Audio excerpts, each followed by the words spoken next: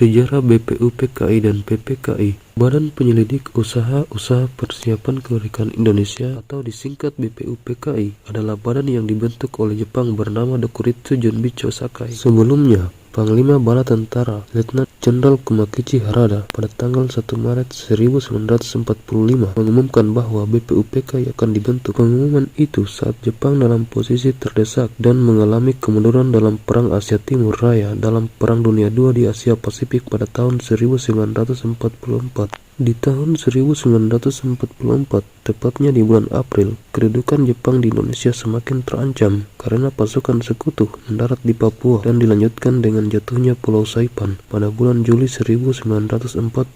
Perdana Menteri Kuniaki Koiso pun langsung memberikan janji kemerdekaan Indonesia dengan catatan rakyat Indonesia membantu Jepang melawan serangan sekutu. Saat itu pula Jepang semakin genting, bahkan jatuhnya Pulau Okinawa menyebabkan kabinet Koiso tergantikan oleh kabinet Suzuki. Janji Koiso untuk kemerdekaan Indonesia tetap ditangani oleh kabinet Suzuki dan pada tanggal 29 April 1945 dibentuklah BPUPKI. Pembentukan BPUPKI dipimpin oleh Dr. KRT Rajiman Diyodiningrat, sedangkan wakil ketua BPUPKI adalah Ichibangase perwakilan Jepang dan Suroso yang dibantu oleh Toyohito Masuda Jepang dan Mr. Pringgodikdo. Pada tanggal 28 Mei 1945, BPUPKI diresmikan di Gedung Juasangi di Jakarta dengan bersamaan dibentuk panitia yang berjumlah 9 orang yang diketuai oleh Insinyur Soekarno. Tugas panitia 9 orang ini untuk merumus naskah rancangan pembukaan Undang-Undang Dasar. Insinyur Soekarno terpilih sebagai ketua panitia perancang Undang-Undang Dasar. Panitia perancang Undang-Undang Dasar dilaksanakan oleh panitia kecil yang dipimpin oleh Profesor Dr. Mr. Supomo,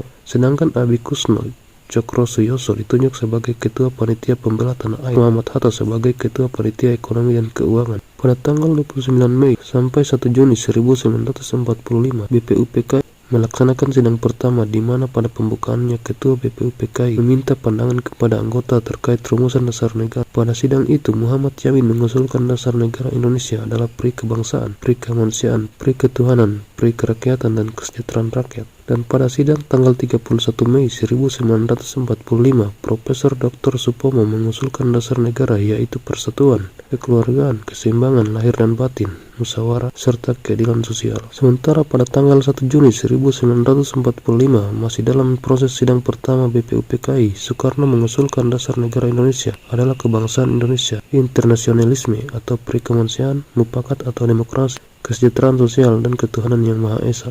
Rumusan dasar negara yang dikemukakan oleh Soekarno dinamakan Pancasila. Insinyur Soekarno pun menjelaskan Pancasila dapat diringkas menjadi 3 sila atau trisila, terdiri dari sosial, nasionalisme, sosial demokrasi, dan ketuhanan. Tak hanya itu, Soekarno juga menambahkan bahwa 3 sila yang dijelaskan dapat diringkas menjadi 1 sila atau ekasila, yaitu gotong royong. Pada tanggal 1 Juni 1945, sidang BPUPKI belum mendapatkan keputusan akhir mengenai dasar negara, dan pada tanggal 22 Juni 1945, BPUPKI kembali membentuk panitia kecil bertugas untuk membahas usulan mengenai dasar negara Indonesia pada sidang BPUPKI yang sebelumnya. Panitia kecil sebanyak 9 orang anggota sehingga diberi nama Panitia 9, yaitu Insinyur Soekarno, Muhammad Hatta, Mr. Muhammad Yamin, Mr. Ahmad Subarjo, Mr. A. Amar Ramais, Abdul Kahar Musakir, Wahid Hasim, Haji Agus Salim, dan Abi Kusno Cokrosuyoso. Panitia 9 ini menghasilkan Piagam Jakarta atau Jakarta Charter yang berisi ketuhanan dan kewajiban menjalankan syariat Islam bagi pemeluk-pemeluknya, dasar kemanusiaan yang adil dan beradab, persatuan Indonesia, kerakyatan yang dipimpin oleh hikmat kebijaksanaan dalam permusyawaratan perwakilan, dan mewujudkan suatu keadilan sosial bagi seluruh rakyat Indonesia.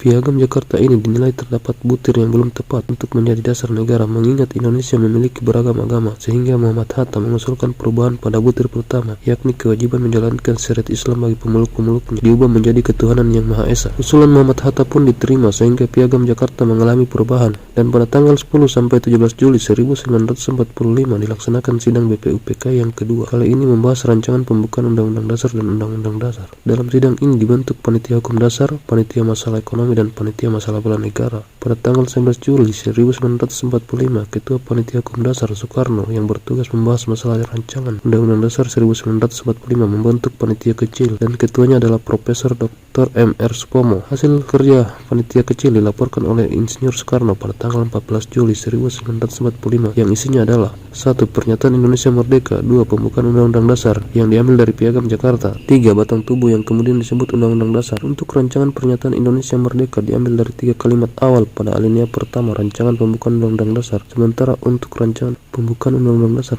berasal dari isi Piagam Jakarta. Setelah hasil kerja Panitia Hukum Dasar yang dilaporkan dalam sidang BPUPKI kedua ini telah diterima, artinya BPUPKI telah menghasilkan pembukaan Undang-Undang Dasar, batang tubuh, aturan tambahan, dan aturan peralihan. Dan pada tanggal 7 Agustus 1945, pemerintah Jepang membubarkan BPUPKI karena telah dianggap tuntas. Dan selanjutnya, Jenderal Tauchi menyetujui pembentukan Panitia Persiapan Kemerdekaan Indonesia yang disingkat PPKI atau dalam bahasa Jepang Dokuritsu Junbil Inkai. Pembentukan PPKI ini merupakan tindak lanjut dari kerja BPUPKI dan mengatur persiapan kemerdekaan Indonesia. Adapun jumlah anggota PPKI ini terdiri dari 21 orang, di antaranya adalah 12 orang perwakilan dari Jawa, 3 orang perwakilan dari Sumatera, 2 orang perwakilan dari Sulawesi, 1 orang dari Kalimantan, 1 orang dari Sunda Kecil, Nusa Tenggara, 1 orang dari Maluku, dan 1 orang dari penduduk Cina. Insinyur Soekarno menjadi ketua PPKI yang ditunjuk langsung oleh Jenderal Terauchi. Begitu pula wakil ketua Muhammad Hatta dan Ahmad Subarjo sebagai penasehat ditunjuk langsung oleh Jenderal Terauchi. Marsikal Terauchi mengundang Insinyur Soekarno, Muhammad Hatta, dan Dr. KRT Rajiman Wedio di Ningrat untuk datang ke Dalat, Saigon. Undangan ini berlangsung pada tanggal 9 Agustus 1945 untuk menerima informasi tentang pemberian kemerdekaan. Terauchi menyampaikan pada pertemuan tanggal 12 Agustus 1945 di Dalat kepada 3 tokoh Indonesia ini bahwa Jepang telah memberikan keputusan kemerdekaan Indonesia dan akan diberikan pada tanggal 24 Agustus 1945 setelah PPKI melaksanakan persiapan kemerdekaan tersebut. Terauchi juga mengatakan bahwa wilayah Indonesia bagian dari seluruh bekas penjajahan Belanda. Sebelumnya anggota PPKI terdiri dari 21 orang, namun para tokoh perjuangan kemerdekaan Indonesia menginginkan untuk mengambil alih pembentukan PPKI sehingga menambah 6 orang anggota PPKI dan akhirnya berjumlah 27 orang. Hal ini dilakukan tanpa seizin pemerintah Jepang.